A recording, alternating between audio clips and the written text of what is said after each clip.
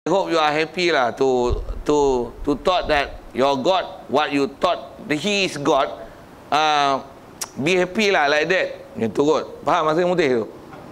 Tak faham sudah. Saya pun mentah pasal putih tu, tapi betul pasal kita saya tu. Maksudnya seolah-olah kata kau seronok lah dengan kau anggap ada Tuhan selain Allah Ta'ala, kau anggap dewa macam ni, dewa cahaya apa ni adalah Tuhan kau, so be happy lah dengan apa yang kau punya iktikad. Boleh ke cakap itu? Pasal apa dah Melayu kita jadi bodoh macam tu Pasal dah tak belajar akidah. Memang kalimah ni dah lama dah. Sejak pada Nabi Adam kan? Nabi Adam, Nabi Nuh, inilah ayatnya. La ilaha illallah, bukan ayat baru. Cuma bila kita Islam baka dan keturunan, kita tak pernah belajar apa syarahan dia. Kita pula sekolah kebangsaan, duk dengar pun TV1, TV2, TV3. Macam mana? La ilaha illallah, Happy Deepawali. La ilaha illallah, Selamat Wesak Day. La ilaha illallah, Merry Christmas. Itu bukan ajaran Islam. Sebut, sebenarnya itu cukup. Nak cerita apa? Kita syarak. Saya syarah ni syarak. Saya bukan syarah parti kebangsaan. Saya bukan syarah rukun negara. Kita syarah akidah yang ni ialah konten U'budullah ma'alakum min ilahin ghairuh. Tidak ada bagi kamu Tuhan selain pada Allah Ta'ala. No others. Satu, kita wajib iktikad Tuhan sebenar hanya Allah. Dan bila nisbah Tuhan sebenar ialah Allah, agama yang dibawa oleh Nabi Rasul semuanya agama Islam. Inna din indallah Islam. Siap. Itu benda akidah besar. Kalau sekali lagi sebut bersempena dengan hijrah ni, pasal apa Nabi berdakwah sampai kena hijrah? Pasal apa? Pasal bila disebut la ilaha illallah dengan maksud macam ni, orang yang memang awal-awal suka kat Nabi pun bila Nabi bertegas dalam bab ketuhanan, Tuhan sebenar ialah Allah, lain pada Tubazu, semua orang marah. Kafir memang marah. Kat Malaysia pasal apa orang Islam sebut la ilaha illallah tak ada siapa orang marah? Jawab. Pasal sebut la ilaha illallah tapi kepala otak pahaman kebangsaan. Siapa tak marah? Amerika pun kata Malaysia is very good. Islam Malaysia is very good. Can sing, can joget, can disco, can apa kau nak buat? Can go club malam, can touch the dog, can club malam, boleh buat kilang arak, boleh, tak apa. Boleh buat kena stout, boleh buat judi, boleh buat sukan, boleh anjur sukan, boleh cuti macam-macam. Jadi prinsip pun sama macam mereka. Malaysia believe in God, Amerika in God we trust. Betul? Amerika macam tu kan? Tuan tak tahu kan? Teruk dia orang ni, tak ada langsung general knowledge. Baik saya reti sikit. Sedap gitu. Ya kan? Pasal tu Amerika terima Islam Malaysia. Islam Malaysia, Islam yang moderate, sederhana, tak ekstrim. Kalau pahaman macam kita sebut tadi, Islam je agama betul. Malaysia, Amerika, bahkan PBB tu, Satuan Bedo Pertubuhan Bodoh dan Bengong tu, PBB tu, dia akan kata apa kita? Ekstrim. Islam je betul, tak menghormati agama lain. Ya. Dan yang tu juga kadang-kadang ada ustaz-ustaz kebangsaan kita syarah tu, kita naklah menghormati agama lain. Macam mana masuk tu? Masuk menghormati agama lain. Mengiktiraf itu sebagai agama, itu pahaman kebangsaan, bukan pahaman Islam. Kalau tengok perkataan kalimah syahadah tu cukup tuan. La ilaha illallah.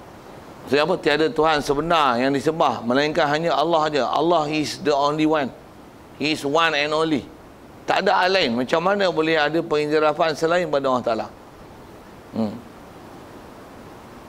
Jadi asal soal tadi, kenapa Rasulullah sampai hijrah? Pasal benda besar dia ajar dalam bab akidah. Tahap tu siapa saja kata mengucap la ilaha illallah dan apa yang Rasulullah ajar, mestilah diikut. Memang orang akan istilahnya mempelekeh, tak terima berhala, dan istilahnya akan memandang rendah siapa yang menyembah berhala, bahkan kesian Kalau pasal apa? Duk sembah benda yang tak sepatutnya sembah, kita akan usaha supaya macam mana kita boleh sembah Allah Ta'ala Tuhan yang betul dan menganggap Allah Ta'ala Tuhan sebenar. Orang lain yang tak faham bab tu pun supaya mereka pun boleh sembah Allah Ta'ala Tuhan sebenar. Itu kaedah kita dalam Islam. Maksudnya kita diajar prinsip kita mesti betul. Tengok orang tak betul, kita nasihat orang supaya dia pun betul. Itu kaedah ajaran Islam. Itu dakwah Nabi-Nabi dan Rasul-Rasul. Dia dah betul, dia akan ajak orang betul macam mana dia betul.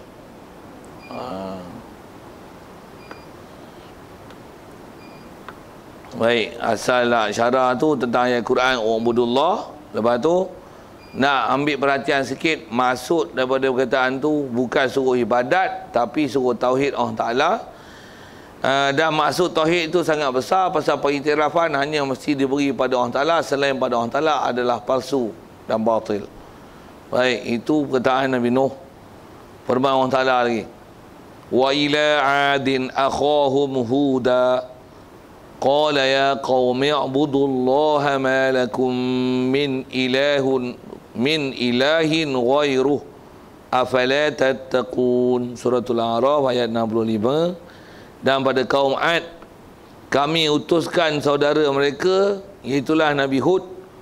Ia berkata, Nabi Hud, wahai kaumku, sembahlah kamu akan Allah Ta'ala yang sebenarnya, sembah dengan sebenarnya. Maksudnya anggaplah dialah satu-satunya Tuhan, tiada Tuhan lain melainkan dia. Tidak ada Tuhan bagi kamu selain daripadanya. Oleh itu, tidakkah kamu mahu bertakwa kepadanya? Yang ni didatangkan pula satu ayat Quran tentang kaum Ad yang diutus Nabi Hud. Cuma ada perkataan selepas la ilaha illallah tu, ajakan kuat supaya boleh beriman tu, setelah dimaklumkan Allah Tuhan sebenar, ada ayat macam bunyi soalan pula. Tidakkah kamu mahu bertakwa? Apa Allah Ta'ala tanya tu dia tak tahu ke? Sikit lagi syarahan kepada ayat Quran. Yang inilah antara uslub Quran. Kalau bahasa Arab, ayat-ayat tanya ni dipanggil istifham. Istifham ni maksudnya ayat tanya. Tanya ni selalunya benda tak tahu baru tanya.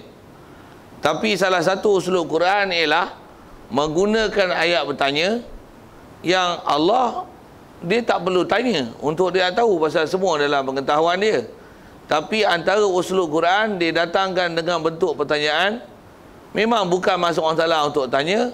Dia lah satu ayat supaya pertanyaan itu diakui dan diiktiraf dan diiyakan. Itu maksud. Kalau bahasa Arab yang ni dipanggil istifham takriri. Satu istifham supaya orang ikrar, mengaku, mengiktiraf soalan itu. Buat misal lah. Saya buat misal ni untuk memisalkan contoh soalan. Yang soalan ni bukan untuk bertanya, tapi soalan ni supaya mengaku dan mengiktiraf. Macam mana? Katalah Perdana Menteri Malaysia kata macam ni. Contoh kan.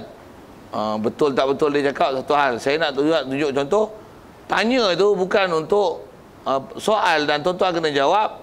Tapi tanya tu supaya tuan-tuan mengaku. Ya. Okey. Apa? Bukankah selama ini telah lama Barisan Nasional memerintah Malaysia? Bukankah selama ini kita telah membina jalan raya, memberikan elektrik, memberikan air dengan secara percuma? Wofi ayat itu kan. Kita pun telah memberikan bantuan kepada manusia yang rakyat Malaysia yang tak pendapatan rendah 3,000 ke bawah dengan memberikan BRIM.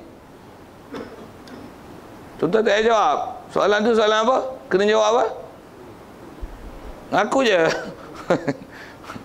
Saya nak cerita apa tu? Soalan tu bukan soalan dia tak tahu. Soalan tu tanya, suruh mengaku. Ya. Ya. Yang tu banyak dalam Quran, uslub soal yang kena mengaku ya. Bukan saja soal pada orang kafir, adakah Tuhan selain pada Allah Ta'ala? Tanya tu bukan kata ada tak ada tak. Memang kena kata apa? Tak ada. Mana yang soal nanti akan jawapannya ya, hal tu dia panggil istifham takriri. Itu adalah menepati ayat ni. Pasal ayat ni Fakta ayat tu jelas, Tuhan sebenar ialah Allah. Tak ada Tuhan selain melainkan dia. Kalau semak selidik pun memang itulah nanti jawapan dia. Lepas tu, tak nak takwa ke? Apa maksud tak nak takwa ni? Tak nakkah beriman macam mana ajarkan Nabi dan Rasul itu? Itu maksud dia. Bukan takwa ni tak mau sembahyang ke? Tak. Pasal ayat-ayat berkenaan dengan akidah pada Nabi Rasul, bukan kalau sekali pun datang dengan budu, bukan suruh ibadat, tapi suruh tauhid Allah Ta'ala. Okey itu. Dan firman Allah Ta'ala, wa ila samud akhahum salihah qala ya qaumi ibudullaha ma lakum min ilahin ghairuh. Suratul A'raf ayat 73. Kepada kaum Samud kami utuskan saudara mereka, iaitulah Nabi Saleh. Nabi Saleh kata apa? Ia berkata, wahai kaumku, sembahlah kamu akan Allah Ta'ala. Format yang sama. Kalau tengok Arab dia tuan-tuan, semua perkataan dia ubudu. Dengan makna apa? Wahiduhu. Maksudnya kamu tauhidkanlah dia. Maksudnya kamu asalkanlah dia, i'tiqadkanlah bahawasanya dialah satu-satunya Tuhan. Baik. Sebenarnya tidak ada Tuhan bagi kamu selain daripadanya. Saya tak uraikan banyak tu pasal dia memberikan pengertian yang sama. Dan firman Allah Ta'ala, wa ila madyana akhahum syu'aiba qala ya qaumi i'budullaha ma lakum min ilahin ghairuh. Ayat pun seiras kan, dari segi bentuk dan format. Suratul A'raf ayat 85, maksudnya, dan kepada penduduk Madian kami utuskan saudara mereka, itulah Nabi Syuaib, dan berkata ia, wahai kaumku, sembahlah kamu akan Allah Ta'ala, tidak ada Tuhan bagi kamu selain daripadanya. Yang ni ayat semua ni tuan-tuan ialah ayat ringkas. Sikit nak sebut lagi, tambah ini. Ayat Quran hanya cerita takat ni. Sikit soal. Bila Nabi Rasul datang keluar ayat macam ni, agak-agak tak ada ke kaum dia persoalkan, betul ke Allah Ta'ala Tuhan? Agak-agak kaum dia tanya. Mesti tanya. Soal balik. Agak-agak Rasul jawab. Mestilah jawab. Agak-agak jawapan Rasul tu clear tak? Bukan agak-agak tuan, wajib i'tiqad, mesti jawapan dia clear. Pasal semua Rasul adalah fatanah. Pun semua Rasul adalah syuhadi. Dan semua Rasul, Nabi, kita wajib belajar, kita wajib i'tiqad macam mana belajar lambat Nabi Rasul. Allah Ta'ala tak hantar Nabi Rasul melainkan pasti diberikan mukjizat. Bil mukjizati uyidu takarruma. Semua mukjizat, semua Nabi Rasul, Allah Ta'ala akan perkukuhkan benarnya mereka ni Nabi dan Rasul dengan mukjizat. Untuk memuliakan Rasul, wa ismatul bari li kulli hutimah. Dan dia adalah sebagai dalil untuk menunjukkan bahawasanya benar dia utusan Allah Ta'ala dengan benda pelik dan luar biasa itu. Dan pula kalau mereka hujah, semuanya telah dapat dibuktikan, telah diperjelaskan, baik sama ada dengan lafaz-lafaz wahyu yang ada. Kalau tak ada lafaz wahyu pun, semua telah diberi dengan dalil akal yang cukup mantap bahawasanya tiada Tuhan sebenar melainkan Allah. Pasal Nabi Rasul datang bukan pergi cakap bodoh-bodoh, ambil telah bodoh-bodoh. Tidak. Semuanya dengan berhujah dan berdalil. Tiada siapa boleh ada keupayaan membantah pernyataan Nabi dan Rasul, pasal semuanya akan dijawab dengan hujah yang cukup mantap, dengan nakal dan akal. Nakal tentang wahyunya. Kalau dia tak terima apa-apa wahyu-wahyu, apa wahyu-wahyu, Nabi Rasul akan jawab apa? Semuanya diberi dengan hujah akal. Bahkan kalau tengok sikit, Nabi Rasul Allah Ta'ala bagi apa? Bagi mukjizat. Mukjizat tu nak ajar apa? Nak ajar kaedah berfikir. Kalau kata dia ni mengaku dia Nabi Rasul, kalau dia tak betul, takkan Tuhan semesta alam akan bantu dia dan beri benda pelik-pelik.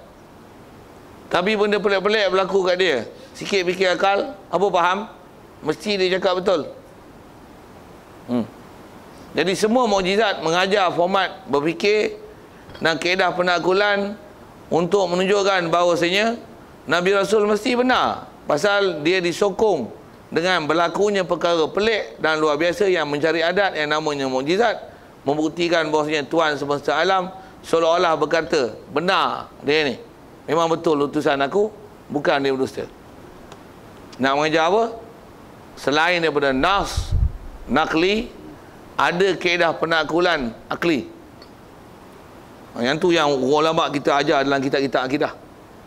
Maksudnya bukan ajar tauhid buta, dia ajar tauhid dengan proses. Pasal ada benda akidah yang kita memang telan lama dah. Tuhan kita Allah, Nabi kita Nabi Muhammad, Allah kuasa, Allah Ar-Rahman, Allah kudrat, iradat. Benda yang memang kita dah itikad. Dalam masa yang sama, ulama kita ajar macam mana nak boleh terima dengan akal apa yang diajar dengan itikad tu, tepat tak tepat, akal munasabah tak munasabah terima. Itu yang ulama ajar dengan kaedah penaklukan akal, dengan dalil akal, nakal. Cuma nakal kena Arab. Bila akal, gunakanlah akal berfikir, proses. Okey. Asal nak tambah tu, Tuan kata, walaupun tengok ayat Quran mentah-mentah, pasti Nabi Rasul menjalankan tugas dia selain pada ucapan macam ni. Pasal yang ni ucapan power.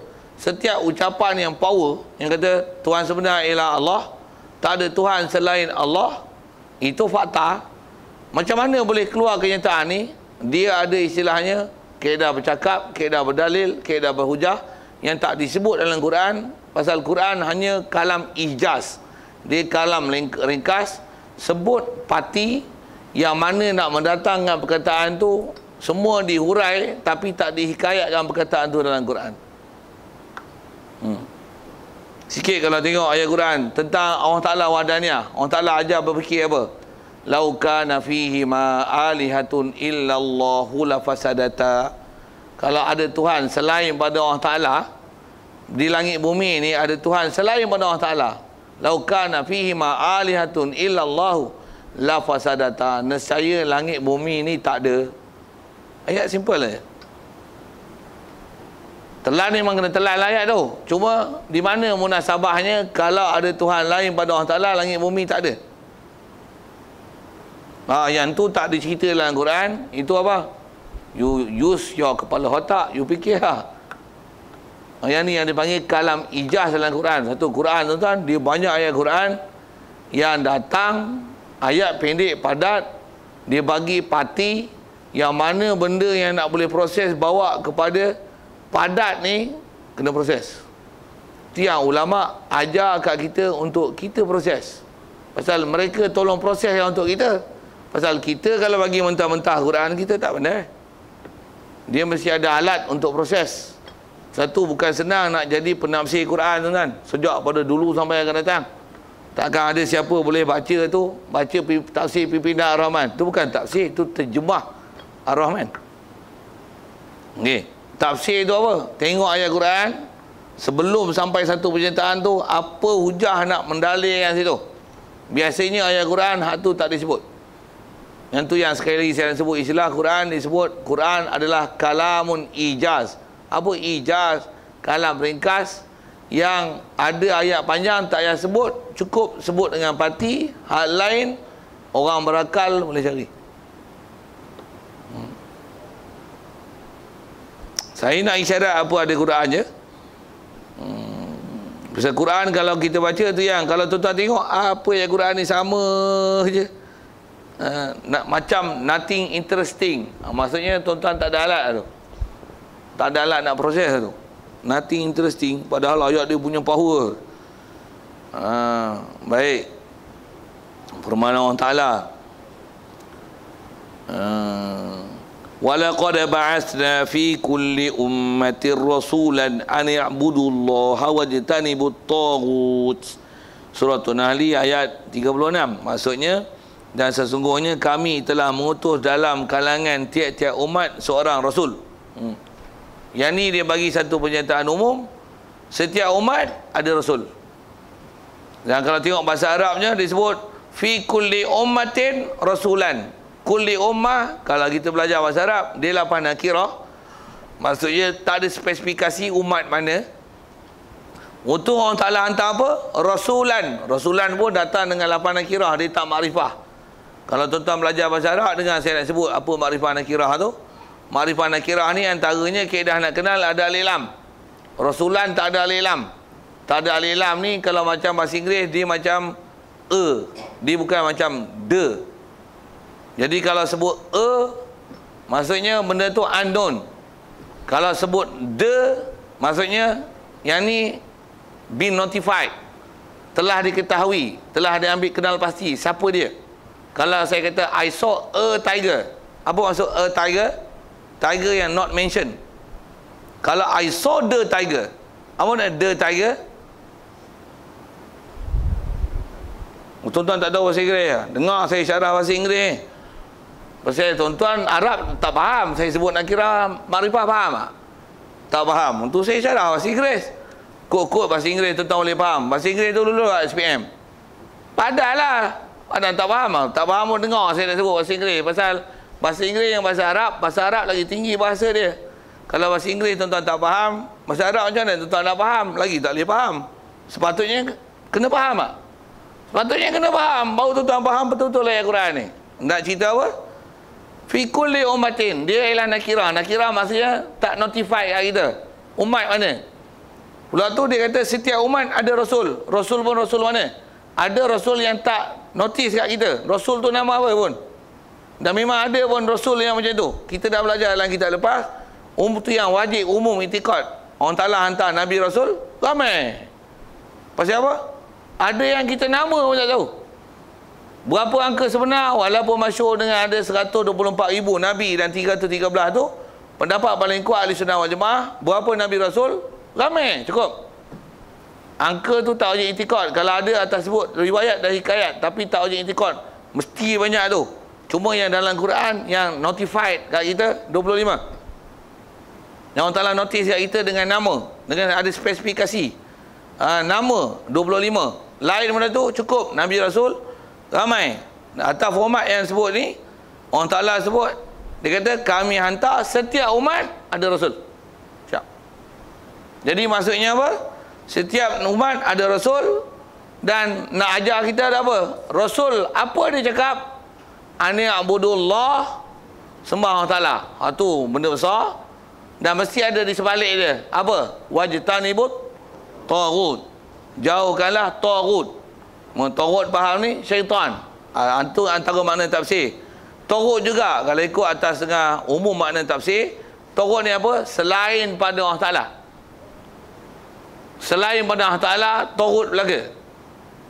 Satu menganggap ada Tuhan selain pada Allah Ta'ala, taghut. Sama ada syaitan atau bulan, matahari, apa saja, semua tu dipanggil taghut. Selain pada Allah Ta'ala diistilahkan taghut dalam bab penyembahan. Okey. Jadi kalau perhati ayat Quran tu, nak menunjukkan kata apa? Ada kaum, ada nabi, ada rasul. Walaupun ada kaum yang kita tak kenal, ada nabi rasul pun kita tak tahu nama dia. Prinsipnya wajib itikad setiap nabi, setiap kaum Allah Ta'ala ada hantar nabi rasul. Kalau ada yang kita tak tahu, tak jadi masalah hak tu, tapi prinsipnya wajib itikad. Allah Ta'ala memang hantar semua. Dia tak pernah cuai dalam masalah. Dia nak hantar rasul dan nak memaklumkan kepada manusia siapa Tuhan sebenar. Dia telah hantar siapa yang dia nak hantar. Dan sebab kita nak faham ialah utusan besar sekali setiap nabi dan rasul yang dihantar sejak daripada Nabi Adam yang mula-mula dihikayat dengan sebut Nabi Nuh tu, sampailah kepada Nabi kita Muhammad SAW. Ayat pertama sekali kajar apa? Ubudullah. Yang ditranslate dengan bahasa kita, yang kita dengar daripada hadis, yang praktikal Rasulullah sebut. Dia kata apa? La ilaha illallah. Itu maksudnya. La ilaha illallah merangkum dengan ubudullah dan malakum min ilahin ghairuh. Dia ada makna tiada Tuhan disembah dengan melainkan Allah. Maksudnya hanya Allah Ta'ala Tuhan. Menafikan selain pada Allah Ta'ala ada Tuhan lain. La ilaha illallah. Tu best ayat tu. Ayat tu dipanggil ada jami' dan mani'. Nafi, tak ada Tuhan sebenar melainkan Allah. Maksudnya he is the one and only. Is Allah only. Hal lain tak ada. Tu besar tu makna akidah tu. Pula tu kau tengok format dia, semua dengan format tu. Maksudnya apa? Tak pernah ada Nabi Rasul datang dengan ajar dengan format lain. Tak ada. Nak ajar apa? Tauhid, benda besar. Akidah ialah benda besar. Satu kalau sebut macam ni, kalau ada acara macam I want to touch a dog dengan Wahabi, nak katok siapa elok? Penganjur I want to touch a dog ke penganjur Wahabi? Katok Wahabi elok. Walaupun tapi Wahabi satu Malaysia tak apa heboh. Tapi I want to touch a dog heboh satu Malaysia. Bahkan yang macam pahaman Wahabi pun nak buat explanation tentang I want to touch a dog. Pula tu dia bagi explanation yang bodoh lah. Sampai ada profesor walaupun nampak macam cokodik, tapi bodoh. Kata cokodik pasal ada profesor, tapi bagi ulasan bodoh. Dia kata apa? Tak haram sentuh najis. Ya Allah. Untuk ambil tarik tuan, esok ambil tepek lah muka dia. Kalau ada orang cakap itu, sikitlah dia geram tu, kadang keluar ayat muntah gitu. Ada dia kata tak haram sentuh najis. Kata dia kalau haram tak cara berhujah. Ni manusia entah kalau akal dia tak cukup, dia akan hujah macam mana pahaman dia sesat, dia akan cari jalan untuk membetulkan pahaman dia. Dia kata apa? Sentuh najis tak haram. Pasal kata dia kalau haram macam mana nak istinja? Nanti basuh berak pegang kat tahi. Anak berak pegang kat tahi. Takkan haram kot basuh najis. Lah, itu dah benda tak dapat tidak. Takkanlah tak basuh. Tapi saja-saja pegang tahi ada? Ada tuan-tuan saya tengok dah orang saja-saja duduk ambil tahi lumur tu ada. Orang hanya akan ada perbuatan menyentuh tahi tempat yang terpaksa, antaranya bab menyuci. Jadi saja-saja buat apalah pameran ke apa ke, buat macam agenda dia orang nak buat tu lah, I want to touch it, bubuh dog tu I want to touch it. Bodoh. Lain kali bubuh babi tu yang dia mau WhatsApp tu tengok kelakar agak. This is your turn. Next time this my turn. My turn tu apa? Gambar apa? Gambar babi. Dah nak buat sangat supaya orang tak fobia dengan anjing, esok bagi orang tak fobia pula dengan babi. Bagi ajar gitu Esok bubuh pula gambar masyitah tu. Apa? Boleh sentuh dengan tak ada syahwat. Ajar supaya diri kita jangan ada syahwat dengan masyitah. Salam tu. Pasal masyitah kita boleh salam lelaki perempuan dengan syarat tak datangkan berhari, tak ada syahwat. Tak ada nanti saya WhatsApp kan tuan-tuan. Saya gambar lagi. Saya cium tangan lagi. Ini pahaman-pahaman yang kalau tak Wahabi pun apa? Pahaman gila babi. Kita zaman belakang tu memang kita kok jagalah satu-satu. Satu-satu. Dulu kita tak bisa tengok I want to touch a dog. Tak tahulah lepas ni dia nak touch apa pula. Tak apa balik pula. Satu-satu bercanda kita ni. Macam mana pun kalau saya nak kata gini, makin ada bencana, makin tengok ada orang ulasan, makin nampak ada puak yang bodoh, lagi nampak bodoh dia. Lagi clear. Dulu ada orang tak apa nak berani. Pasal duk sokong lagi. Tengok komen ni, rupanya memang bodoh rupanya. Ya ke tuan? Tapi macam mana pun ada orang yang dah bodoh, dia nampak dia jadi lagi bodoh. Ada. Pasal apa? Pasal tak dapat dasar ilmu yang betul. Pasal ada manusia yang dengan sesat, lagi dia sesat. Ada manusia bila datang benda sesat, dia lagi betul akidah dia. Pasal benda-benda macam tu disebah kat kita memang ada istilah ujian lah. Benda tu tak dapat tidak mesti berlaku. Cuma adakah benda yang berlaku tu kita nilai betul tepat dengan apa yang sepatutnya atau di sebaliknya? Tu yang kita kena ada knowledge. Baik. Kata dia sikit penjelasan ni nak bagi ayat di atas yang dia datangkan ni menunjuk atas kepentingan ilmu tauhid dan mengajarkan akidah yang betul. Pasal semua Nabi ajar Ubudullah. Sekali lagi saya sebut, ayat Nabi Rasul cerita dalam Quran semua ringkas. Semua ringkas. Satu, kita kena belajar. Kalau nisbah belajar dah Quran, dia tak memada dengan Quran. Pasal apa? Quran mesti dihurai dan ditafsir dengan hadis. Mesti. Satu, sesat orang tolak hadis. Pasal Quran mesti dihurai dengan hadis. Hadis pun masih ayat dia tuan-tuan tinggi. Tinggi apa? Bahasa dia. Tata bahasa dia. Ringkas dia. Siapa lagi kena hurai? Sahabat. Ahli ulama. Itu yang kita dapat ilmu melalui pendetilan ulama. Dapat ulama. Tiba-tiba ada orang Arab pun tak pandai, tiba-tiba nak ambil Quran sendiri. Tu yang macam-macam pahaman tu. Okay, sambil-sambil itu usik itu. Jadi asal nak sebut ialah memang tauhid ialah benda besar dan mengajarkan akidah yang betul itu adalah tanggungjawab. Dan tanggungjawab ni paling besar Nabi Rasul. Dan kalau ikut bukan saja Nabi Rasul, dekat kita tuan-tuan memang ada tanggungjawab dakwah ni. Satu, kalau ikut sebelum tanggungjawab kita dakwah ke orang, jangan lupa kita ni adalah Islam baka dan keturunan. Apa maksud saya nak cakap ni? Bila Islam baka dan keturunan, maksudnya kita punya knowledge